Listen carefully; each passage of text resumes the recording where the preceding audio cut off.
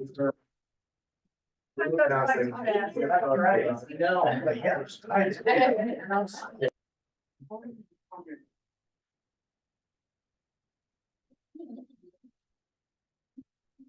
everyone. My name is Susanna. I'm an alcoholic. I don't know if I need to like hover over this the way that I always want to. But I'm so excited to introduce our speaker, Mary, who is my sponsee. So obviously I love her and think her story is incredible, but it is. And she's very lovable and her story is incredible. And what I want to note publicly about Mary is that I don't know anyone who hit the ground running in this program as hard as she did and continues to. And I have a couple of sponsees and I love all of my sponsees equally, obviously. But you guys, it's fun when you have a sponsee that takes your suggestions and is already going to the meetings and is already eager to do the steps and all of that stuff, because the promises just like start coming really quickly.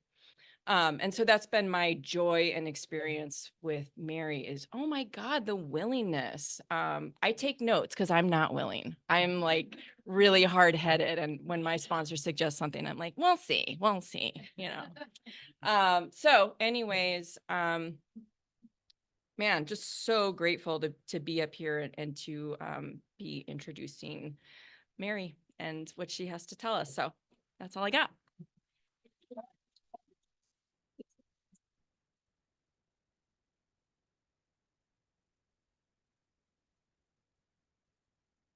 I'm Mary. I'm an alcoholic.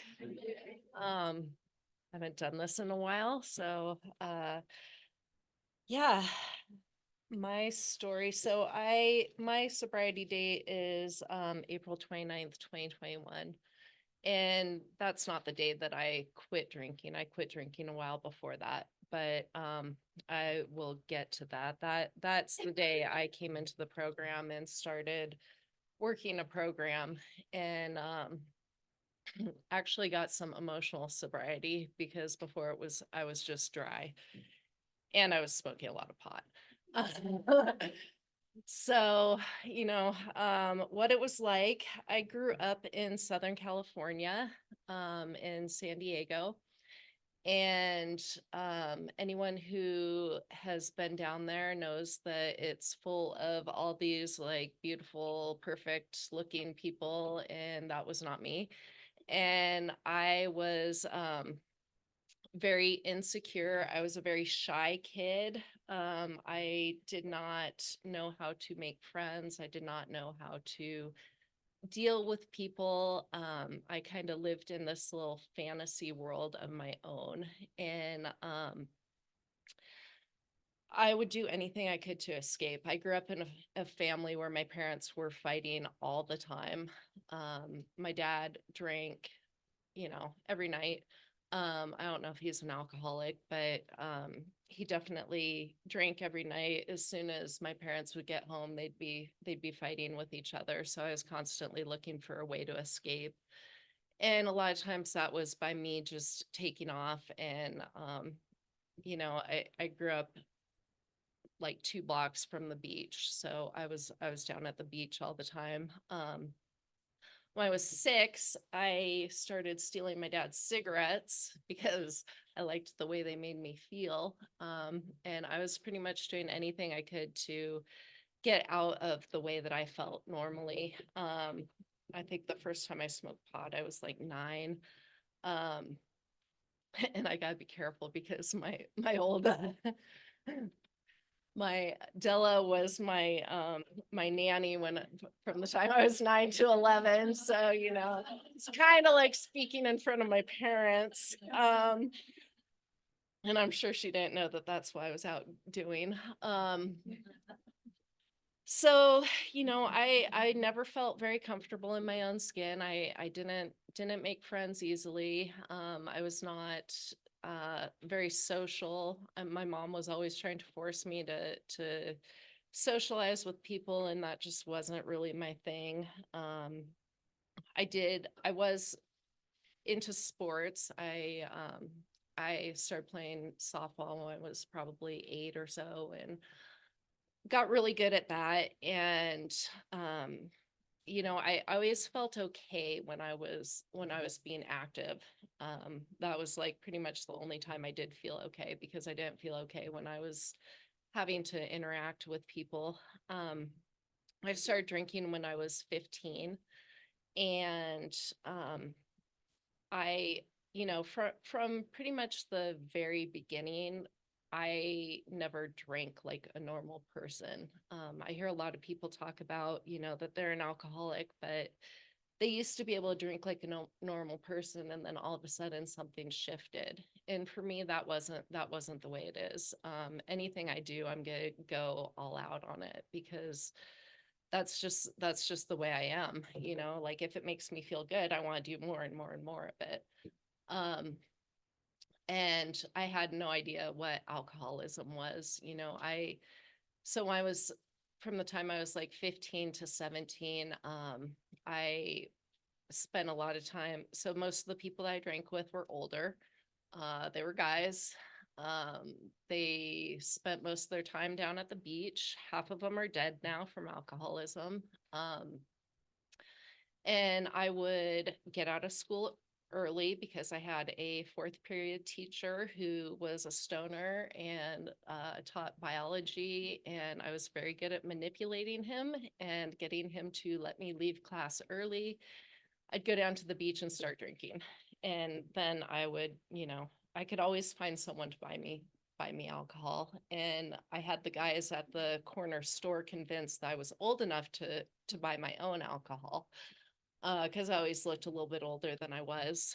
Um, and the first time I was handed an AA book, I was 17. Um, I hung out with a bunch of people, bunch of hoodlums that hung out on the boardwalk in Pacific Beach, and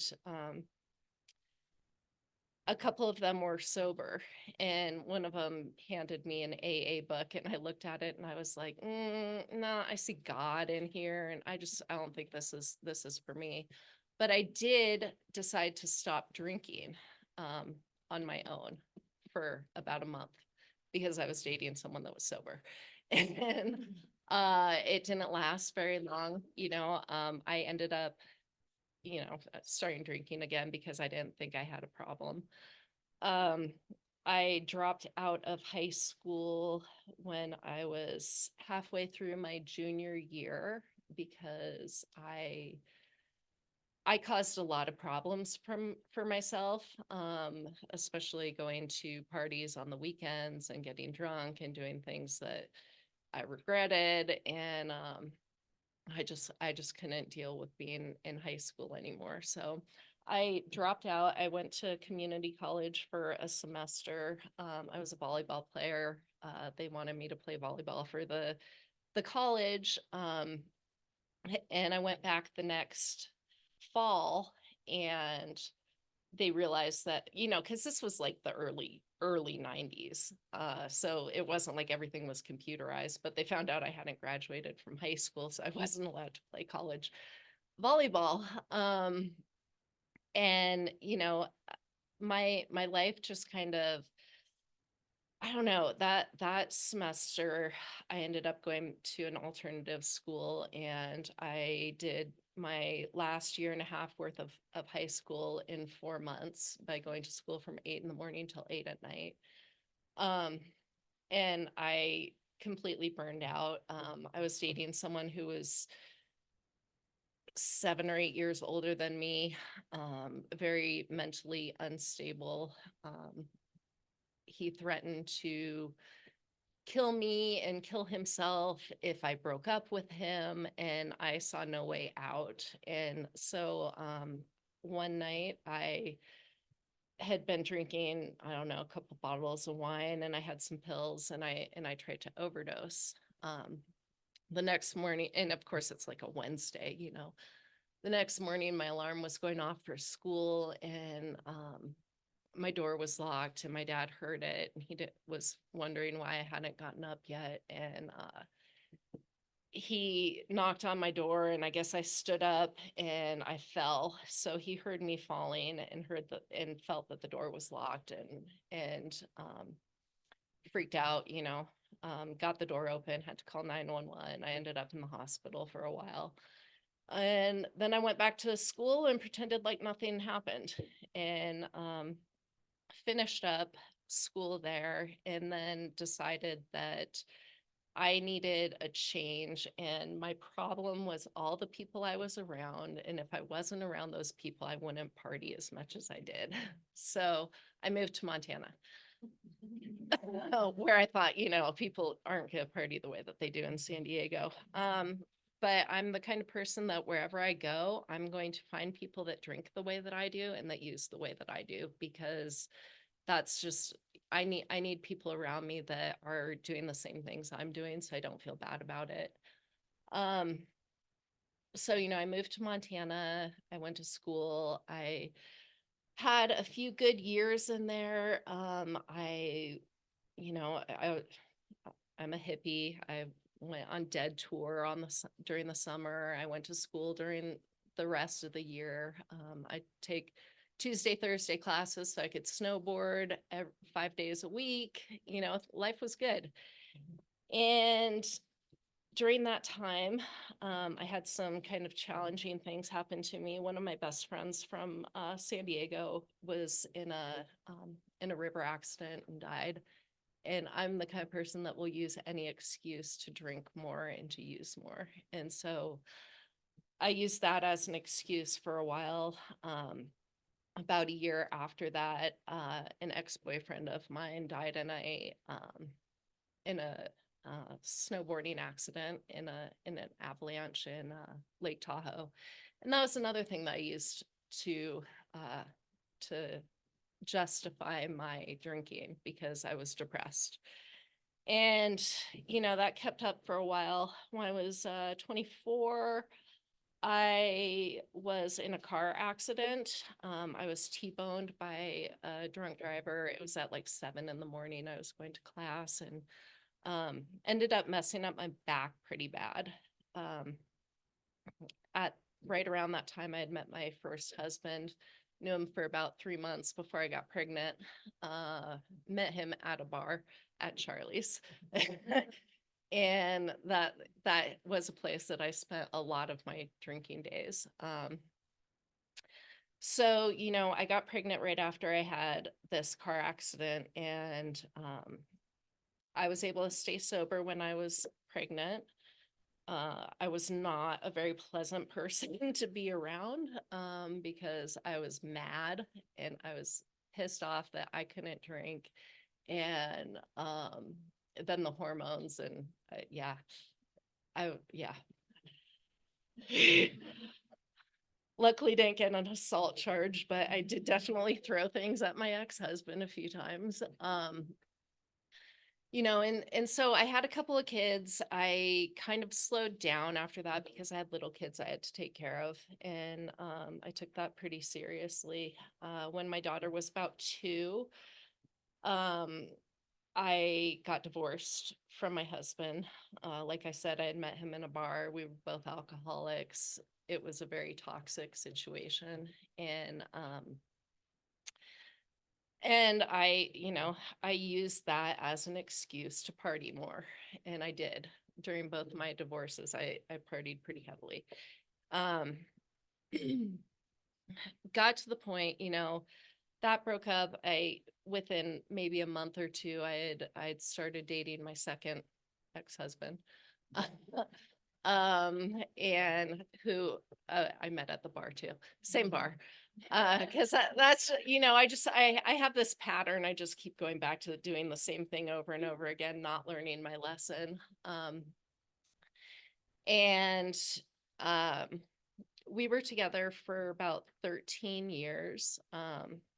About the time I turned 30, I decided I needed to go back to school because I had 2 little kids that I had to support. And the jobs I had done before were physical.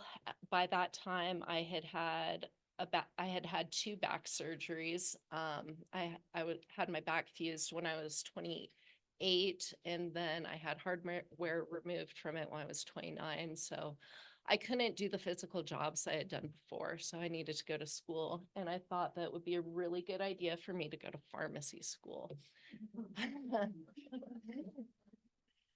Because, I wanted to know what the drugs I was taking were made of.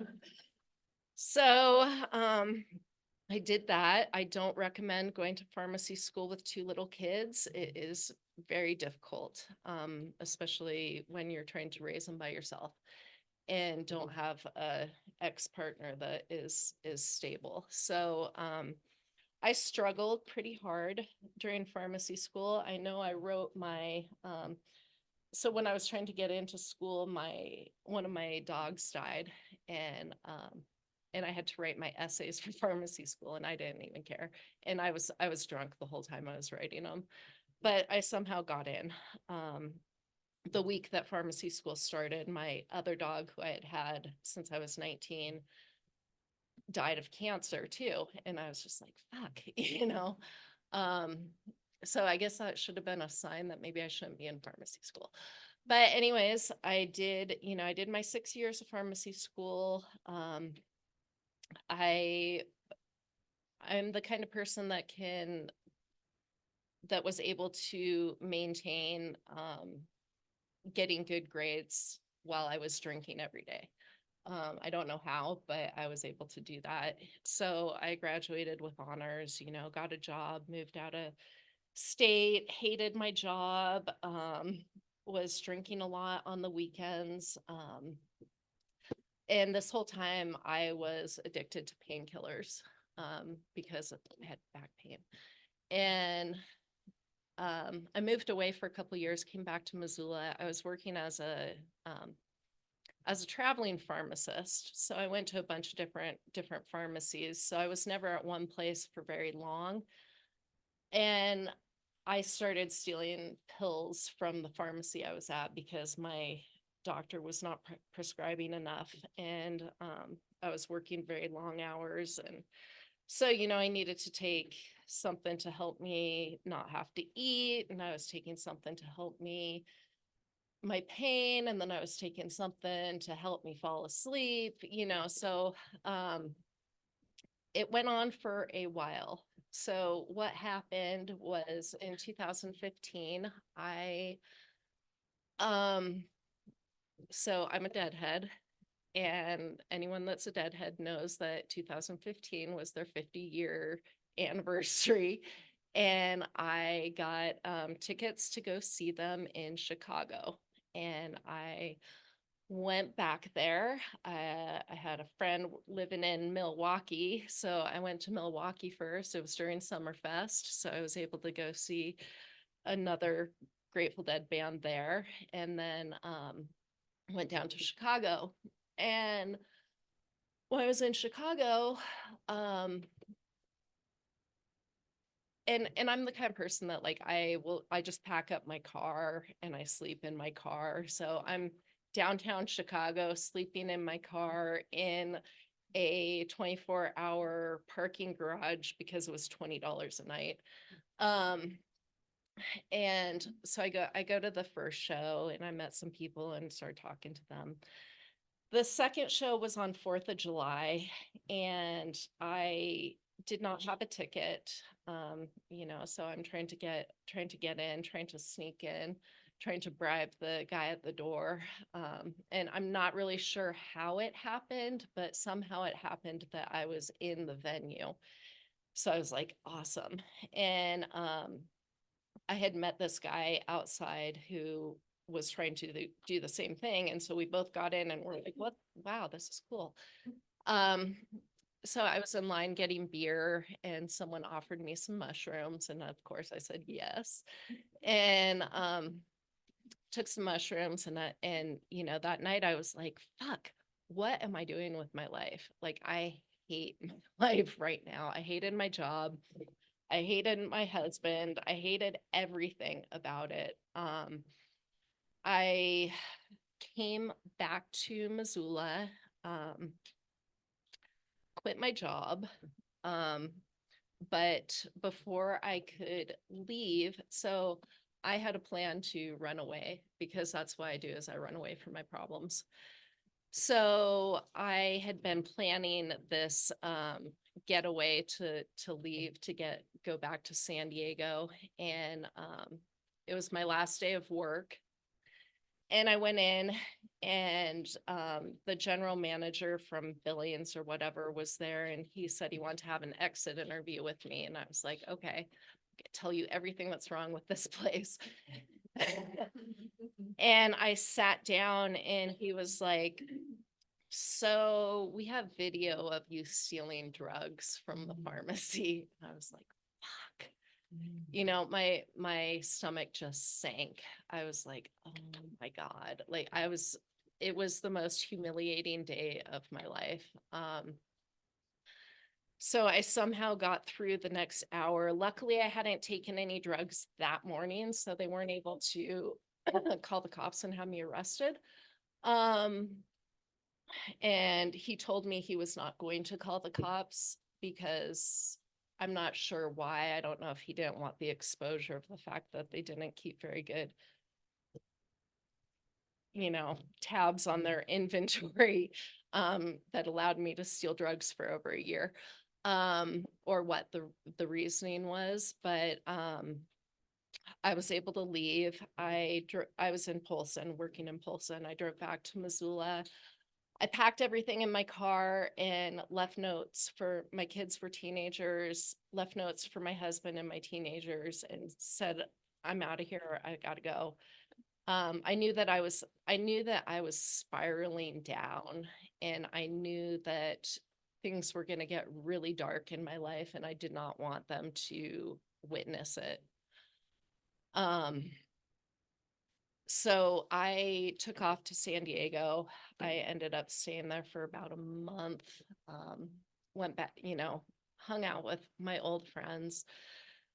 My husband finally convinced me that I should come back. So I came back to Missoula. I ended up living in the basement of our house for the next 5 or 6 months. It was not pretty. I was in pretty bad shape. I did move back to San Diego at that point because I thought that I needed a new start. I needed something different, and if I went back there, then things would be okay. They weren't, because I took myself with me, which I tend to do, unfortunately. And I got down there, and during the summer was okay because I was traveling. I was going to dead shows. And then I got back to San Diego, and things got really dark for me. I couldn't believe what I had done. I got to the point in my drinking and drug use that I didn't even recognize myself. Like my morals were so out of whack that I had no idea who I was. And I thought that the solution to that was to try to kill myself. So I started drinking very heavily. I started taking drugs that really messed me up. And it got to the point where I wasn't eating. I started having problems walking and didn't really know what was going on. I was falling down all the time. I couldn't control my body at all. And I didn't know what it was from. It finally got so bad that, I literally could not walk. And my dad got me to the hospital, and it turned out that I had had a stroke. I had no vitamin B left in my body, which is pretty important for your brain and in your nerves. And I was really sick. I couldn't walk. I couldn't write. I couldn't use any of my extremities, which is pretty unpleasant. For someone like me who's very independent, I do not like to have to rely on other people to take care of me. And I was in the hospital for a while. I was pretty lucky that I didn't die. I think I was honest with them about what I had been doing. I can't really remember. It's pretty fuzzy during that time. They wanted, I lived my apartment, my room was upstairs, and so they tried to put me in a nursing home. So, being in your mid 40s, early 40s, and being in a nursing home is pretty humbling. I was there for a day. I called my dad and I said, "Get me the fuck out of here. Like, I can't do this. I don't care. I will crawl up and down those stairs." And I did. I crawled up and down the stairs. I started going to physical therapy. I started getting better physically. Um, I moved back to Montana because my son was having a hard time and he had been living with my sister up here. It was his senior year of high school. So I moved back up here. And it was, I came back here and I started hanging out with some of my old friends. I started doing some of the same shit I used to do. And I got to the point where I I was drinking at home because if I went out, I would do something that would embarrass me, and I didn't want to do that. So I was drinking alone a lot, but the last time I drank, I was up at our family's cabin up on Flathead, and drinking with a nephew of mine, and we both got really, really drunk. And I woke up the next morning and I was like, oh my God, I can't do this anymore. Like, I can't live this way. So I was like, okay, I'm gonna stop drinking. And luckily I had just started a job with a friend of mine who had been sober for about 8 years at that time, maybe a little less. She just got 10 years. So it was 2018. Yeah, I guess she had like 4 or 5 years. Yeah, because it was before she was off probation. So 4 years. And she was sober, and it that kept me from drinking for over 2.5 years. Um, she and I would go to music together. She taught me that I could still have fun and not be drinking. And this was someone that I had been drinking with since I was 21. We spent a lot of time in Charlie's. We spent a lot of time playing pool together. And if she could do it, I figured I could do it. So then COVID hit. So I wasn't working because the restaurant was closed. And I had some pretty big challenges in my life. My brother-in-law, who was the closest male relative to me, um, and who was, pretty much my big brother from the time I was like 15. Um, the person that I turned to for everything, like the person that I could rely on whenever I had to move, which I did a lot. He was diagnosed with pancreatic cancer. And at the same time, my father was in the hospital. They thought he was going to die. He had endocarditis. He had all sorts of things wrong with him. I had to quit my job so I could take care of him. And I was going insane. I was smoking well, I wasn't really smoking a lot of pot, but I was definitely eating a lot of edibles. Taking a lot of acid. Like I credit acid with getting me through that, the COVID time when we had to not be around other people. It's like, that's fine. I just got like a bunch of acid and I'm just gonna go hang out, and I don't need to be around people. So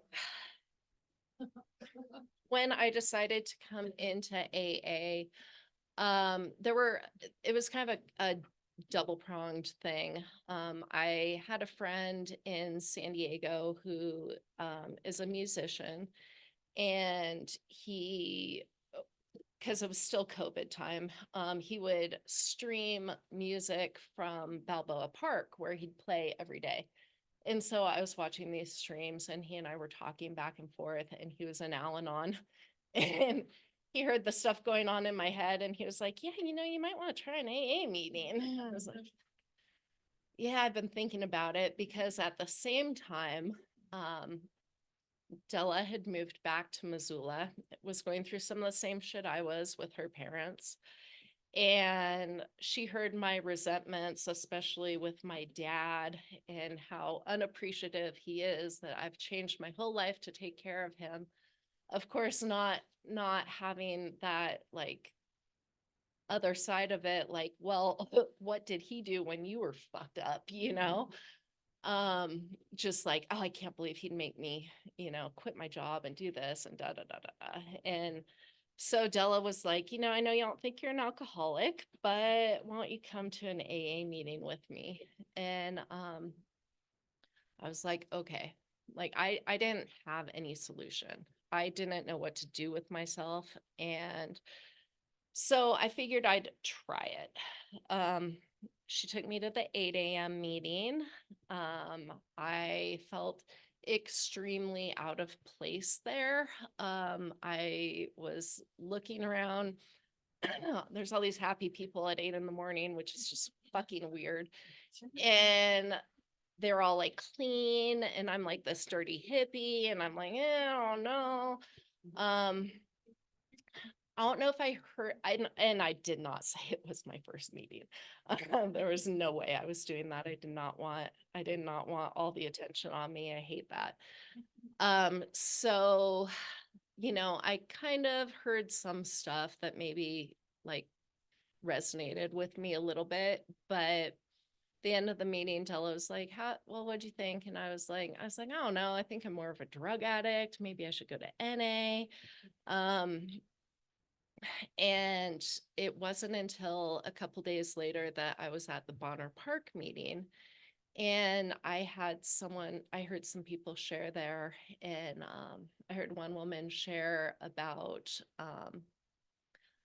her alcoholism combined with her drug use. And that made me really like look at it and look at how I drank, because the way I drank wasn't normal. Although everyone that I hung out with drank the same way I did. So I thought it was normal, but it wasn't. And it wasn't until I had someone that could kind of talk to me in the same language, that I could really listen. Um, and so I came in, a lot of you guys know that I went to a shit ton of meetings when I first came into I still go to a lot of meetings, but not as many as I did. I mean, I'd go to the 6:30, I'd go to the 8 a.m., I'd go to the noon, I'd go to the Bonner Park meeting, and I'd go to a meeting at night. There were days I went to like 7 meetings a day because I wasn't working. I didn't have anything better to do, and I didn't feel good. And the only time I felt okay was when I was in a meeting. When I guess I had been in about 3 months, and my brother-in-law passed away. And it was one of the hardest things I've ever had to deal with. And I kept going to meetings and had people looking at me out of the corner of their eye. They're looking at me like, oh, is she gonna relapse? Because that's pretty much, if that's our solution our whole life, like when something hard comes up, that's what we do. I didn't. I went to a meeting. My brother-in-law passed away at 1 on a Monday. At 4 in the afternoon, I was at the Bonner Park meeting, and I was lucky enough to have some people in that meeting who had experienced very close people dying. And they were able to share their experience with me and how they got through it sober, and other people that had gone through some deaths that didn't stay sober. And I needed to hear both of those experiences. And I'm really glad that I did. And that I just kept going to meetings. I went to a lot of meetings. I started, I'm not the kind of person that thinks that anyone else has any very good ideas. But despite what Suzanne said, I guess I've changed. But I kept hearing, get a sponsor, do this, do this. And it took me a while to find a sponsor that I could work with. I got one. Some bad things happened. I didn't like the way that she told me, like, oh, that person's just sick. And I was like, fuck no, I want to kill that person. And plus she wanted me to like call people every day, and I won't do that. So then I got another sponsor, and just had a bad feeling about sharing my stuff with her. And that's the thing, like, not everybody in here is going to be able to hold what I have to tell them confident in their confidence, and so what I've learned in this program is to listen to my gut, because I didn't do that for a very long time. I would ignore those feelings, and then I'd get myself into some kind of a situation that wasn't my fault, and not be able to see my part in it. By learning to listen to those little voices in my head that say, like, this is a dangerous situation, I'm able to avoid that now. So I finally got a sponsor that I could trust, and who I was not scared to tell everything that I had done, because that was another thing. Like, I didn't want to share certain things with someone because yeah, it's just not, I thought that I'd be judged for it. I came into this program feeling judged anytime I opened my mouth. And I was really afraid to be vulnerable and tell people how I was feeling. But I found someone that I could do that with, and that really changed things for me. About that time, I also got a service position. As a lot of you know, I work for someone in the program, and he's very good at volunteering me for things in meetings. And so I got a service position. I didn't think I was qualified, but it turns out that you really don't need to be qualified for anything to have a service position in AA. If you're willing to do it, then everyone will come together and help you do it. And I think that's really empowering, to be able to get over that fear that I had, that I was going to fuck up and not be able to do it right. So I got a service position. I still have that service position. This could be done pretty soon because elections are coming up. So, but I'm definitely the kind of person that, like, if I get asked to do something in AA, I say yes. If it's, and happy 18 months, Shar. Yeah, I'm so happy that you're in this program with me. Yeah, so if I get asked to do something, I say yes. That doesn't mean I don't bitch about it after I say yes. Like, why the fuck am I on this committee? Are we done yet? No. But it always feels good when it's over. And I can't say enough about sponsorship, both having a sponsor and having sponsees, because for me, I've got a friend in the noon meeting, and he says, I can't change my thinking with my thinking. And that's my problem. I think I can think myself out of everything. And I need someone who has a different perspective than me, that can listen to the crazy that's going on in my head and help me see it from a different point of view. And that's really helpful to me. And as far as having sponsees, I got my first sponsee right before I had a year, and I had no idea what I was doing, but I did what my sponsor had done with me, like I don't think we're ever ready for anything in life or in AA until we actually just do it. And so, I started working with her. She moved away pretty soon after that.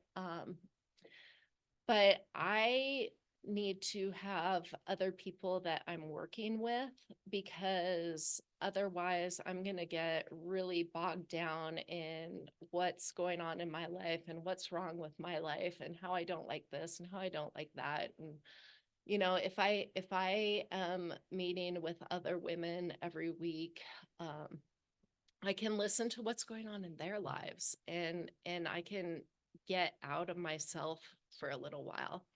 And that is really important to me. And I'm very grateful that all my sponsees showed up today.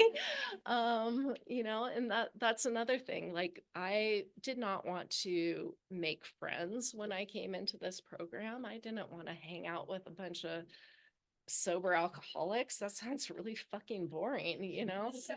I was like, what are we gonna do? And like probably 75% of the time, what we do is eat. And I was going to lunch with people, going to dinner with people, going to coffee with people. But things have definitely evolved. And I I remember when the first thing I did with someone in AA was I went down to the Thursday night, dinner in the park with her, and got something to eat, hung out with for like a half an hour, and then I'm like, I gotta go. And she's like, why? I was like, cause I gotta go. And she was like, where are you going? What do you have to do? I was like, I don't have anything to do. I just don't want to be here. Like, I could not sit in my own skin at that time. It was so uncomfortable. And the good thing is that when we come in and we're new and we feel that way, everyone else in AA understands that, because everyone has been at that point. And I'm just really grateful for that. I'm grateful for everybody showing up today. And that's all I have. Thanks.